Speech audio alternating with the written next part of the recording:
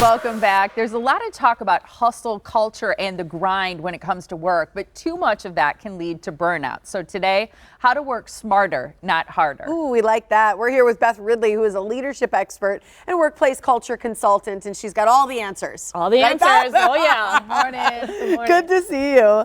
I think this is such a thing. You've heard about it a lot during the pandemic when people were taking on so much more, but it's a culture that's sort of praised here. Yeah. You know, that you work hard, you grind, all that stuff. So why do you think employees are taking on more work? Well, some of it is due to like turnover. So if you have a teammate that leaves or goes to another job or something like that, you know, the work just doesn't go away. Yeah. So you end up absorbing it, and then you sort of own it and you keep it, and it just sort of becomes the new normal. Yeah. Another really interesting thing that's happening is companies are trying to automate and bring in new technology to help address with workload.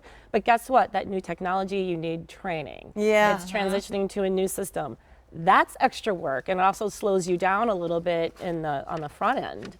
And then one of the things that's really interesting when I talk to people about like what's at the root cause of your overload with work, they're really good at their job. And so the people who are really good at their job, guess what? People keep throwing more work at them. Yes. So it ends up being kind of like this vicious cycle. Yeah, it's almost like you're penalized for doing your job Exactly. well. It's like, oh yeah, you're great at this, so I'm going to give you some more. Yeah, exactly. What can leaders do to help their employees better manage workloads? I think it's important to get ahead of this, so to be really proactive. And there's a couple things. One, I like to say no leader is a mind reader, right? So you don't exactly know when people are overworked. And most leaders, when they do find out, they do want to be helpful.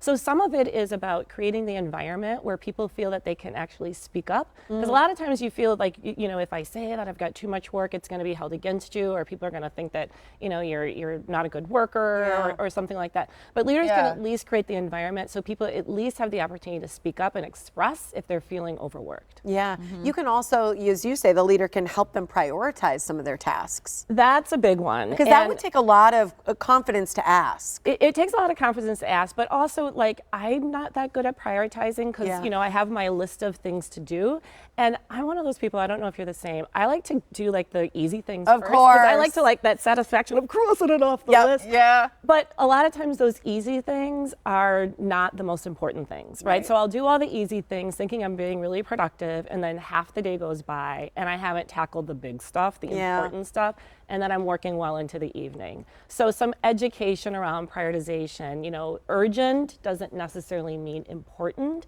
And I like to challenge people, come up with a stop this list. Like if you go through and think of all the stuff that, you know what, actually it would be okay if I just didn't do this. Let me put this on this list and then talk to your boss about, are these things that maybe we could just like not do? Yeah, maybe it doesn't all need to get done, which is an excellent point. You also say that you should make delegation a team effort. And I think some people are a lot better at delegating than others. Yeah, and again, it's all about creating this conversation, right? So again, if I raise my hand and say, hey, I'm sort of at capacity, can anyone help? It's not seen as a sign of weakness or, oh my gosh, you're just dumping your work on me. But if it's more of a collaborative effort, and it really comes down to communication, and again, sort of setting that tone among the team, occasionally we'll all need help. And even if I'm not trained to do your job, there may be small things that I could assist with, or sometimes even just sort of the moral support is helpful as well.